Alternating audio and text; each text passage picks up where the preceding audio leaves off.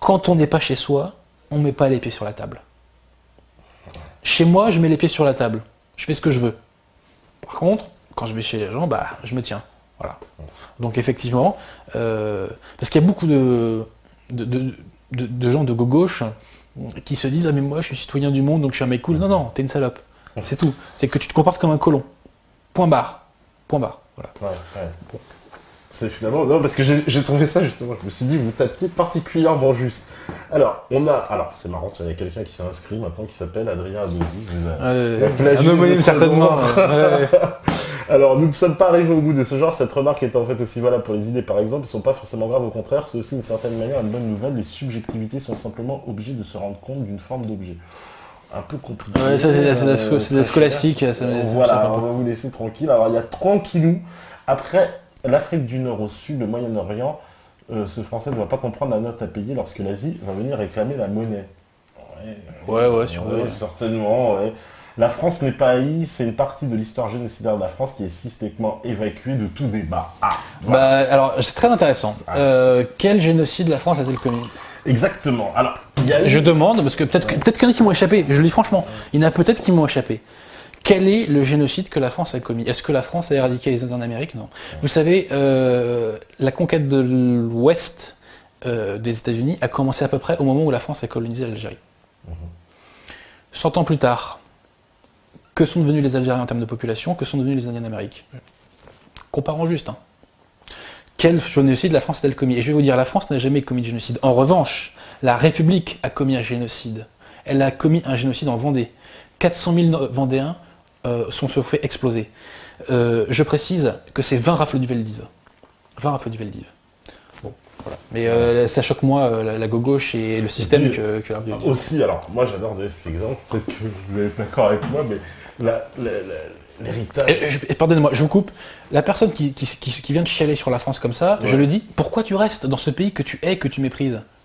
Je suis désolé d'être violent, mais concrètement, qu'est-ce qui se passe dans ta tête pour te dire je méprise ces gens-là, mais je reste vivre avec. L'histoire génocidaire, c'est vrai que le terme, là on parlait si les mots ont un sens, l'histoire génocidaire de la France, ça signifierait que la France avait donc en plus à son actif plusieurs génocides, etc.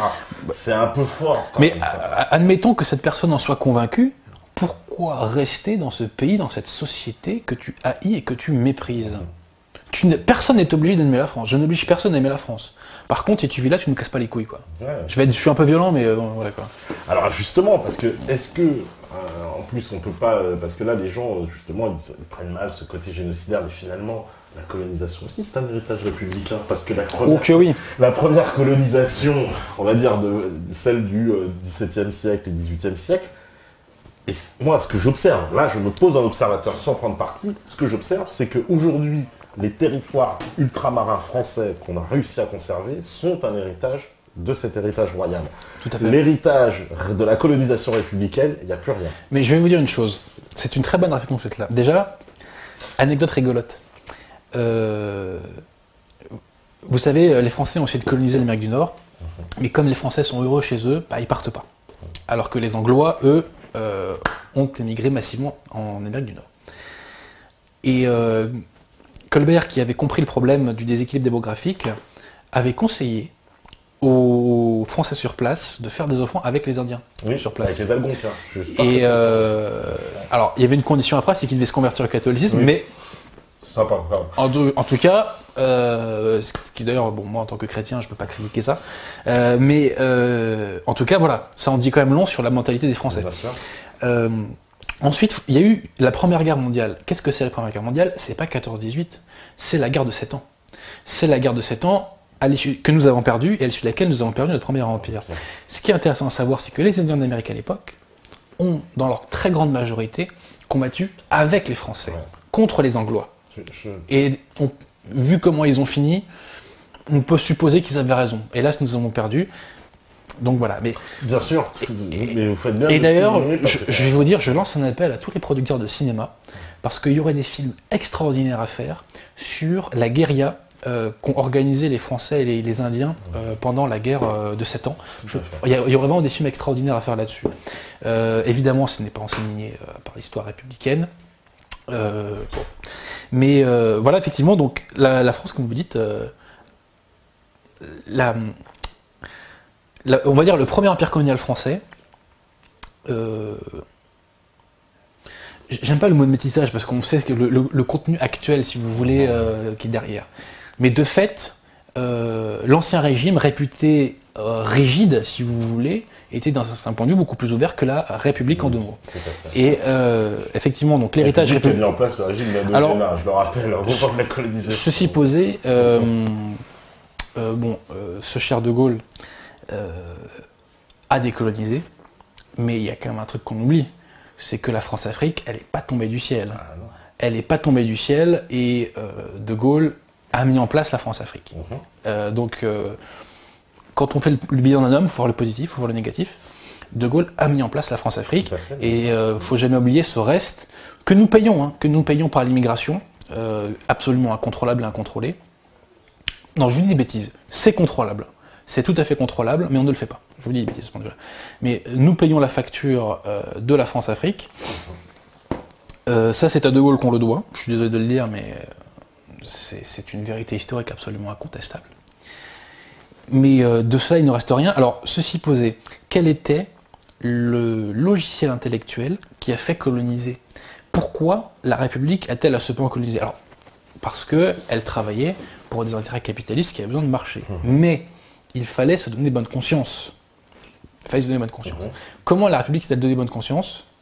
On le sait, on connaît les phrases de Jules Ferry, c'est parce que il fallait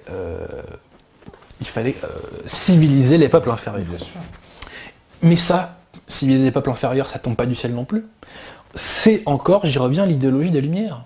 C'est, si tu n'as pas été éclairé par l'œil de la raison, tu n'as pas le droit de vivre. C'est ça.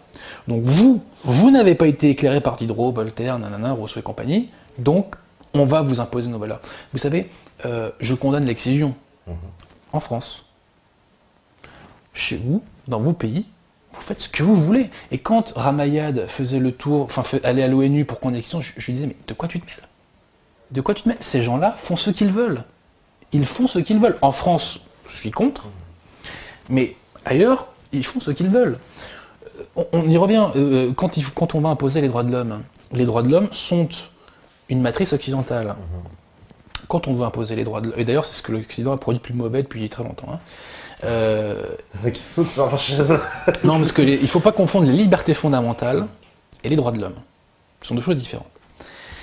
Donc, quand on importe les droits de l'homme, c'est pour greffer anthropologiquement des valeurs qui n'appartiennent pas à d'autres sociétés. C'est du colonialisme à l'état pur, c'est la matrice républicaine, c'est l'idéologie des Lumières.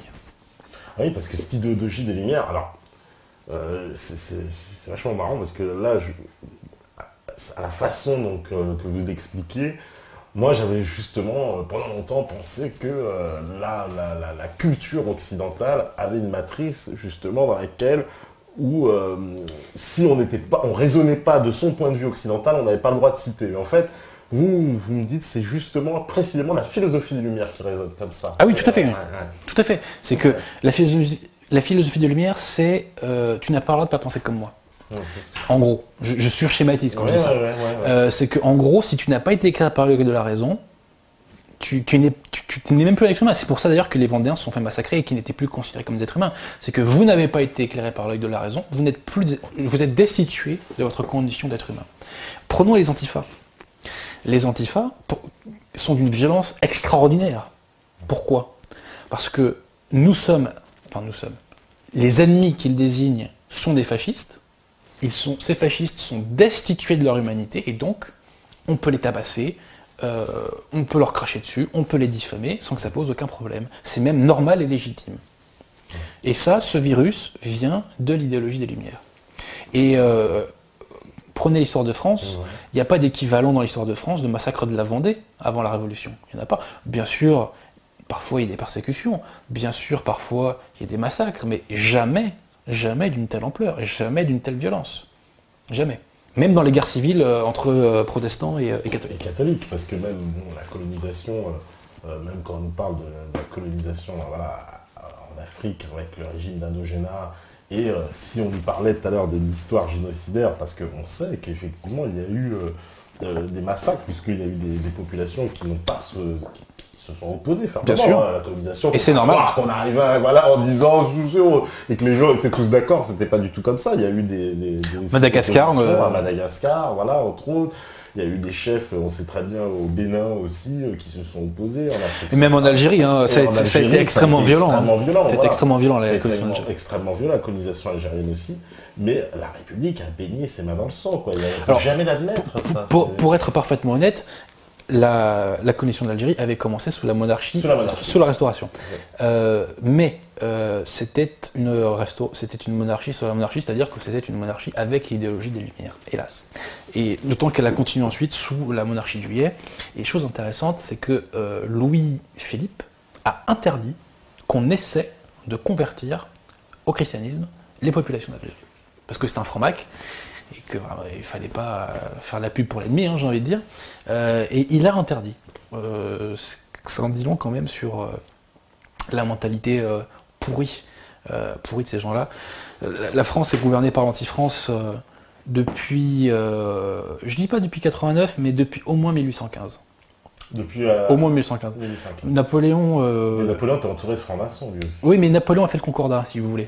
Et en faisant le Concordat, il a quand même essayé de replacer la croix un peu au centre, si vous voulez, de la politique française. Il l'a pas fait par amour du Christ. Hein. Ah oui, parce que moi, si j'écoute Marion Sigaud, spécialiste un peu du XVIIIe siècle, elle dit un peu l'inverse. Elle dit que la religion, en fait, les affaires religieuses étaient un peu libres de leur qu'État et l'État et la Révolution, justement, ont scellé les deux, alors qu'avant, ils étaient beaucoup plus libres, finalement. Tout à fait. C'est-à-dire que, en fait, la Révolution a fait des religieux des fonctionnaires. Voilà. Elle a fait de la religion des fonctionnaires, tout à fait. Avec la constitution civile du clergé, etc. Mais Napoléon, ça n'a pas duré, si vous voulez. Mais Napoléon, on peut lui reprocher plein de choses, mais quand même, il se battait pour la France. Faut pas dire des conneries, quoi. Alors, on peut dire qu'il s'est mal battu, on peut dire que ça a été un boucher, etc. Bon, Napoléon a été le plus souvent attaqué d'ailleurs qu'attaquant, hein, faut pas l'oublier. Mais la paix d'Amiens a été rompue par les Anglois, ne l'oublions jamais. Mais globalement, Napoléon défendait en tout cas une certaine idée de la France. Voilà.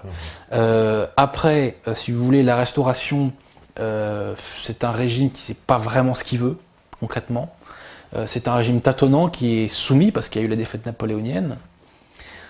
Arrive ensuite la monarchie de Juillet, et là, de façon extrêmement claire, Louis-Philippe est un agent d'Angleterre. Point barre. Napoléon III était aussi un agent d'Angleterre, ça s'est traduit par le traité de libre-échange de 1860, ça s'est traduit par la guerre de Crimée. La guerre de Crimée est un peu, si vous voulez, le conflit israélo-palestinien de l'époque, si vous voulez, quoi. Parce qu'on n'a rien à foutre là-bas. On va se faire buter pour le plaisir de la reine d'Angleterre. C'est la première fois qu'on embauche des troupes africaines, faut savoir. Et ça, je savais pas. Et la guerre de Crimée, ça a été d'ailleurs, pour l'anecdote, c'est là où les Rothschild ont acquis de la puissance en France, parce que Napoléon III avait besoin d'agents de change avec les pays de la région, et il n'y avait que les Rothschild qui étaient aptes à le faire. Et donc ensuite arrive cette fameuse Troisième République, et alors là, la Troisième République, c'est une catastrophe. Alors là, je fais une déclaration solennelle, c'est que Georges Clemenceau est le plus grand traître de l'histoire de France. Georges Clemenceau est un agent de la couronne d'Angleterre, et il faut lire un livre fondamental de André Charadam, qui s'appelle « La mystification des peuples alliés ». Et il montre très bien comment Clemenceau a vendu la victoire de la France à l'Angleterre, de façon répugnante. C'est-à-dire qu'en fait, au moment du traité de Versailles... Ça s'est joué avant. Ça s'est joué avant. Ça s'est joué avant. Si vous voulez, ce qu'il fallait faire en 18, c'était tuer dans l'œuf le militarisme prussien. Et les gens ne savent pas pourquoi les Allemands ont capitulé le 11 novembre. Pourquoi les Allemands ont capitulé le 11 novembre? Ça s'est pas joué à l'ouest. Bien sûr, à l'ouest, on commençait à avancer. Mais c'est pas ça qui a convaincu les Allemands d'arrêter. Ce qui a convaincu les Allemands d'arrêter, c'est parce que le front de l'Est germano-bulgare a rompu. Il a rompu grâce à Franchet d'Espéré. Grâce aux armées serbo-françaises de Franchet d'Espéré. Et à ce moment-là, donc, on rompt le front germano-bulgare, nous nous ruons sur l'Empire austro-hongrois, les nationalités d'Empire austro-hongrois commencent à déclarer leur indépendance, donc on a porte ouverte sur Berlin. On peut aller sur Berlin, on peut aller écraser l'Allemand, on peut aller s'emparer de Berlin en somme, et faire la paix qu'on veut. Qui interdit à Franchet d'Espéré de foncer sur Berlin, qui lui dit vous vous arrêtez? C'est Clémenceau. C'est Clémenceau. C'est Clémenceau. Et ça, c'est un crime contre la France. C'est un crime contre la France. Il a interdit... Parce qu'il a voilé, il a la voilée, il n'y a plus de troupes en fait, c'est ça, il n'y a plus de... Il n'y a plus rien, on emprunte les... En fait, si vous voulez, en plus, le ravitaillement des Allemands est coupé. On emprunte les troupes, les routes de l'Empire austro-hongrois et on peut foncer sur Berlin. Et c'est Clémenceau qui, à 2 reprises, a interdit à Franchi d'Espérer d'aller sur Berlin. Et pourquoi Clémenceau l'a fait? Il l'a fait sous l'influence de Lloyd George. Et pourquoi Lloyd George ne voulait pas que la France ait une victoire finale décisive contre l'Allemagne?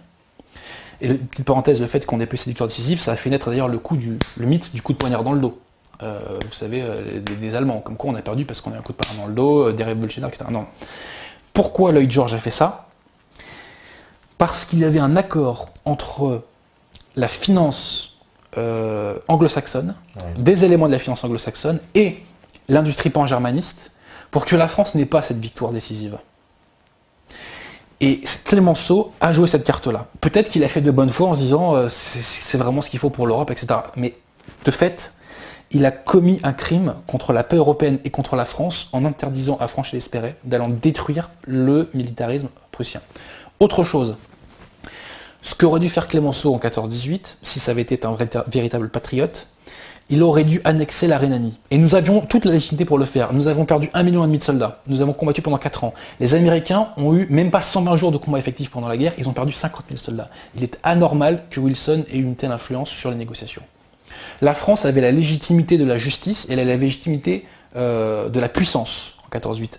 Elle pouvait annexer la Rhénanie. Clémenceau ne l'a pas fait. Il ne l'a pas fait et il ne l'a pas soutenu, alors que Foch le voulait, alors que Maurice Barrès le voulait, alors que le général Mangin le voulait. Le général Mangin va en Rhénanie et il stimule autant qu'il le peut le fédéralisme rhénan avec le docteur, je crois que c'est Dorten, j'oublie son nom, et qui rappelle Mangin et lui demande d'arrêter de fomenter la sécession rhénane, c'est Clémenceau, encore. Donc Clémenceau est un agent d'Angleterre. Clémenceau est le plus grand théâtre de l'histoire de France. J'oubliais. L'Égypte a été une colonie anglaise à cause de Clémenceau. Au début, il y avait un condominium sur l'Égypte. Mais il y a eu une révolte nationaliste en Égypte, les Anglais envoient des troupes pour réprimer, et Clémenceau empêche le président du conseil de l'époque, Freycinet, d'envoyer des troupes. Et donc du coup, l'Égypte n'est plus que aux mains des Anglais. On nous parle souvent du Clémenceau anticolonialiste. Oui, il est anticolonialiste, pas par haine du colonialisme, pour laisser la porte ouverte aux Anglois. Clémenceau était un agent de l'Angleterre. C'est extrêmement grave comme accusation, mais c'est absolument incontestable. C'est pour ça qu'on se fait avoir dans le partage de l'empire colonial allemand que bon, les Anglais se taillent la meilleure part, quoi, en fait. Etc. Ah, alors, Clémenceau aussi d'ailleurs, c'est Clémenceau qui donne le pétrole de Mossoul aux Anglais. Oui, oui. Voilà. Il le donne, c'est officiel. Hein. Faire les plages de Syrie. Voilà, non mais c'est, si vous voulez, alors que Clémenceau ait lâché aux Anglais la Palestine, c'est normal parce qu'il était anticlérical et qu'il ne supportait pas évidemment une terre sainte. Bon, ok, à la limite.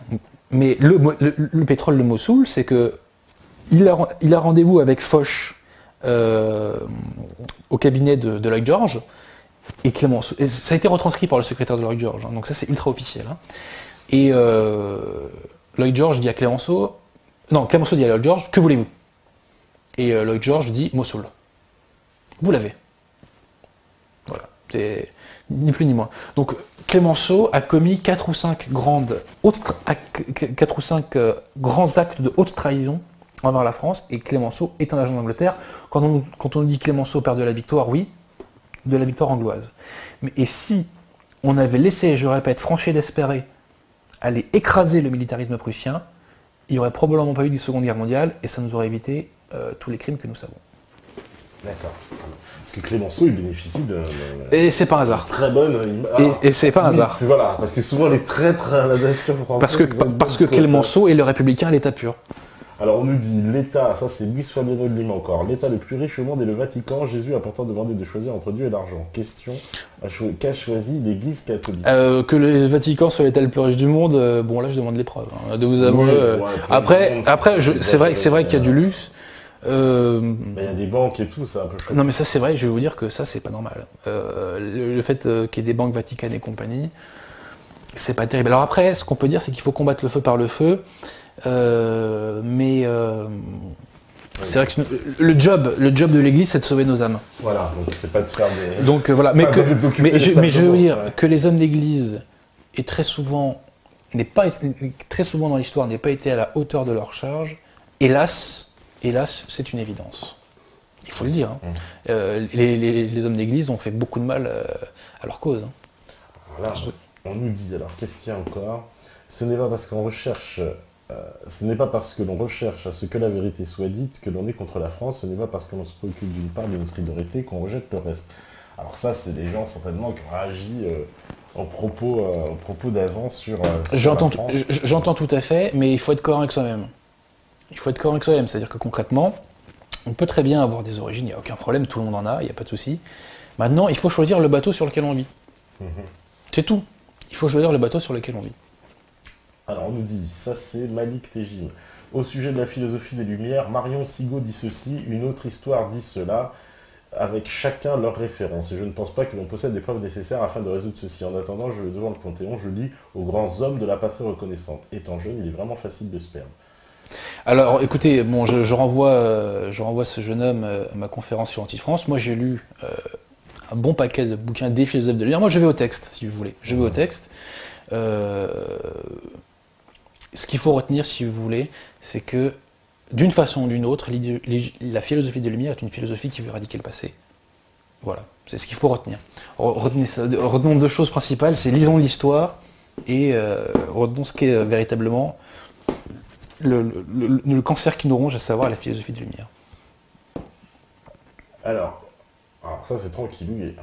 Adrien Abosi divague et fabrique des faits desquels il a éliminé tout ce qui ne sert pas son idéologie suprématiste. Bah oui, mais un peu de étayer, mon cher, tranquille, parce que... Ah oui, parce que ça s'appelle affirmer, ça s'appelle pas démontrer. Voilà. En plus, j'ai aucune idéologie suprématiste. Voilà, je crois que Monsieur Tranquillou se fait un petit kiff là, si je peux me permettre l'expression. Voilà, on comprend pas trop l'idéologie suprématiste. Ensuite, qu'est-ce qu'on nous dit encore? Tout à fait Malik, il est aisé de fabriquer l'opinion si l'on ne recherche pas par soi-même. Adrien nous fabrique un paradigme suprématiste digne de l'homme supérieur, cette idéologie que les Lumières ont évincé, il le vit mal apparemment. Un premier, voilà, qui pense que les Lumières forment une égalité. Parce que ça, alors c'est le grand débat que j'ai constamment avec ce cher Alain, où il me dit l'héritage de la Révolution française, c'est... Alors, il est assez d'accord avec toi, finalement, sur on va dire la justification du droit, la légalité, ça c'est qu'a amené la Révolution française, espèce de légalité, et en plus, on va dire, tous les citoyens égaux devant cette loi. C'est ce qu'on appelle en droit l'égalité formelle. Voilà. Alors, si vous voulez, il n'y avait pas cette égalité formelle sous l'Ancien Régime, mais la question ne se posait pas comme ça, parce que si vous voulez, la France était davantage segmentée en petites communautés régionales, villageoises. Donc si vous voulez, le paysan de Normandie, il s'en foutait d'être soumis à un autre droit que le paysan du Languedoc, quoi.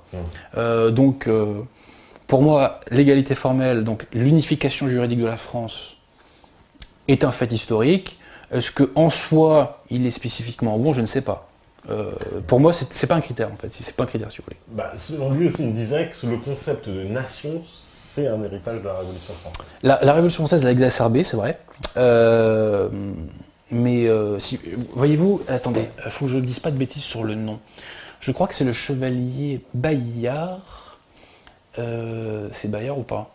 Ouais, je crois que c'est Bayard. Bayard, peu avant de mourir, vous savez, c'est le... Zut. Le connétable duc de Bourbon avait trahi François Ier. Et il était allé combattre pour Charles Quint, pour l'Empire. Et si je dis pas de bêtises, le chevalier Bayard agonise, il meurt au combat. Je sais plus si c'est Gaillard ou Gaston de Foix. Non, c'est Bayard, je crois. Et à ce moment-là arrive le félon, arrive le duc de Bourbon. Et le duc lui dit je suis désolé pour vous, je vous estime, enfin voilà, c'est des hommages qui vous arrivent. Et Bayard, quand il vient de crever, lui dit non, c'est toi mon pote qui doit être c'est toi qui dois être mal parce que t'as trahi ta patrie, etc. Donc non, le sentiment national existait. Il existait bien avant. N'oublions pas Jeanne d'Arc, n'oublions pas la bataille de Bouvines, etc. Faut pas exagérer. Mais il est vrai que la Révolution a exacerbé la nation et que... non, ça c'est vrai. D'ailleurs, moi, même dans votre livre, vous dites que les révolutionnaires sont des patriotes. Pour vous, ah oui, non, mais ils se revendiquent du patriotisme. Ils se revendiquent du patriotisme. Après, le problème, c'est que il faut voir ce qu'ils mettaient derrière. Mais en tout cas, ils s'appelaient eux-mêmes des patriotes. Et c'est ça qui est rigolo, c'est que le système qui, lui, maudit la France, se revendique de gens qui se disaient patriotes. Alors,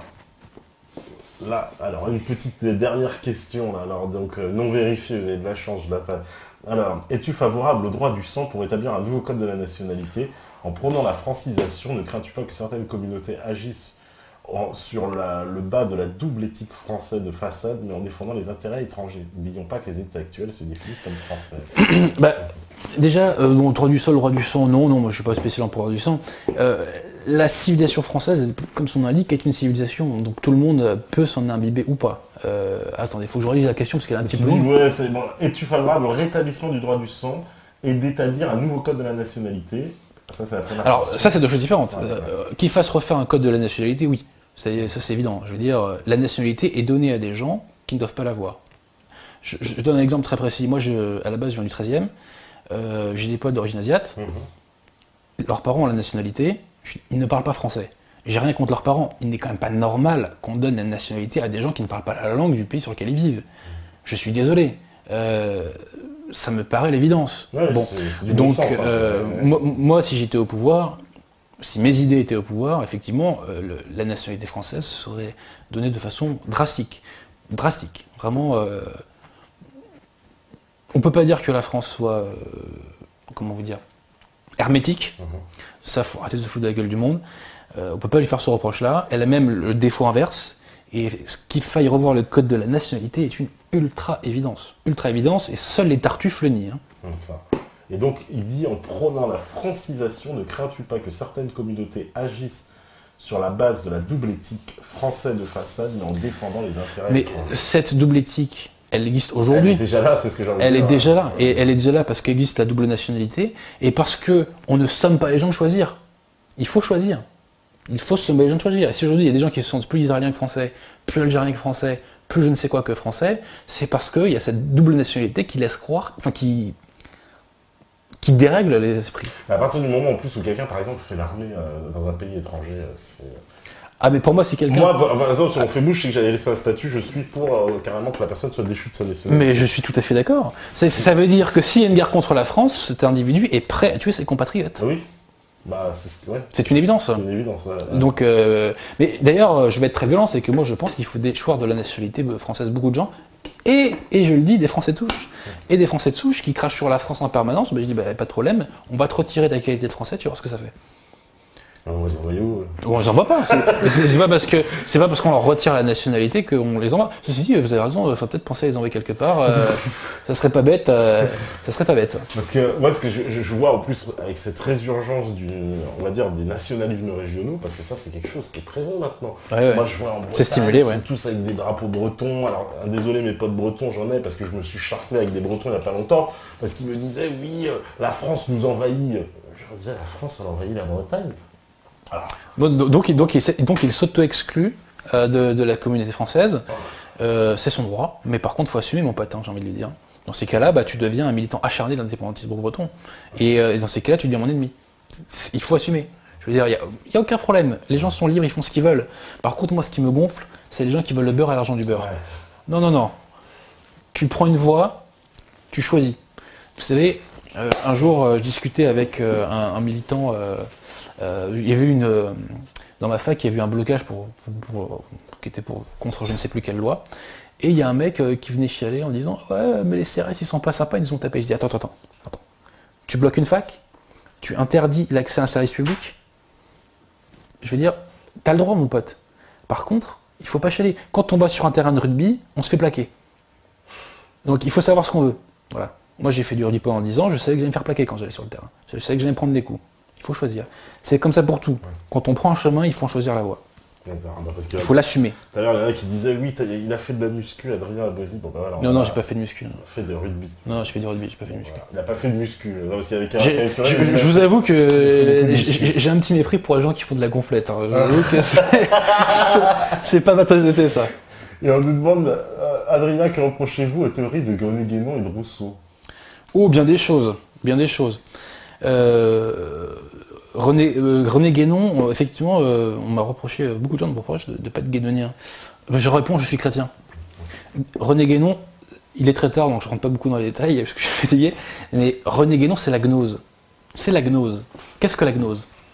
La gnose, c'est une spiritualité, un ésotérisme qui prétend concilier toutes les grandes religions, christianisme, islam, hindouisme, etc., prétend les concilier par un ésotérisme. Et ça, pour moi, c'est luciférien.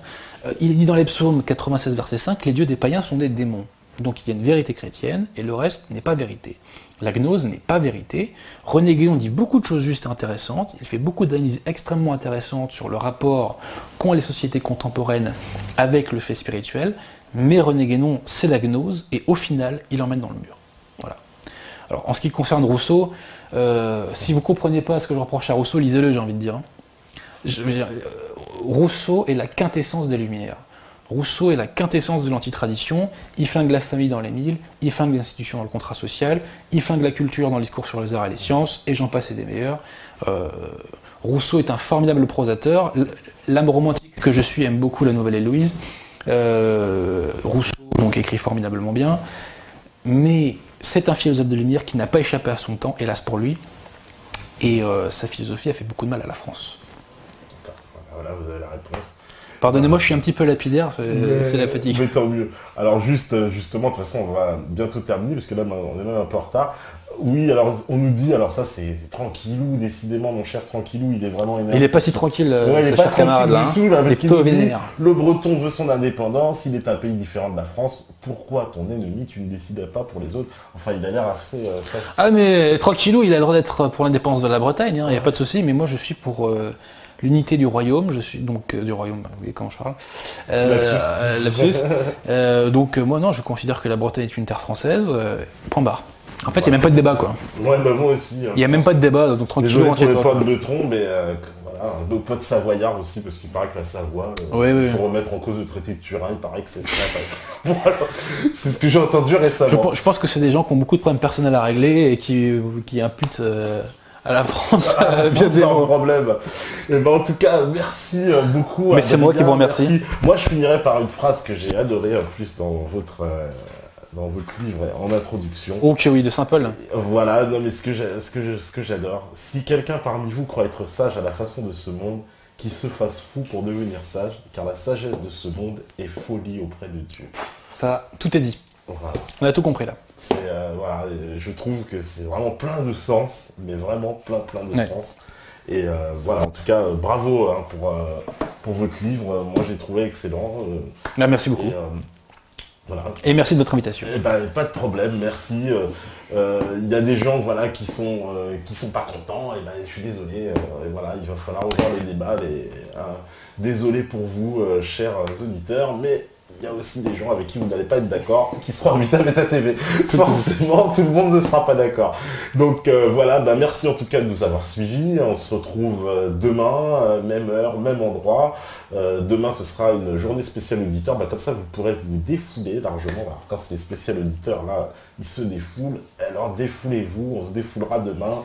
Voilà. Débat stérile des indépendantistes, la Bretagne est française, point barre. Au pire, on vous donne l'indépendance et le lendemain, on vous calme direct, on vous envoie, vous nous saoulez avec ça. Très bien. Bon, il y en a qui sont radicaux, qui diront, il n'y aura pas de... Très bien, monsieur. Il n'y aura pas d'état d'âme avec les Bretons indépendantistes. En tout cas, merci beaucoup. Donc, c'était Steph, Nico, je les dédicace à la régie. Je dédicace aussi Douglas Guyot, je t'oublie pas, Douglas, merci. Parce que Douglas, il a un peu fait le pont entre nous. C'est-à-dire qu'il y a eu Pierre Hillard, mais il y a eu Douglas avant, il m'avait longuement parlé de vous, et voilà, donc je le remercie. Et puis je passe un coucou à Kamel aussi, je sais qu'il est en Algérie, qu'il nous regarde. Kamel, Kamel, fallait envoyer les questions, parce qu'il avait plein de questions, il paraît, Kamel. La prochaine fois, Kamel, pas de souci. De toute façon, Adrien, il reviendra, j'espère. Avec grand plaisir. Merci beaucoup. À demain. Salut, à vous la régie.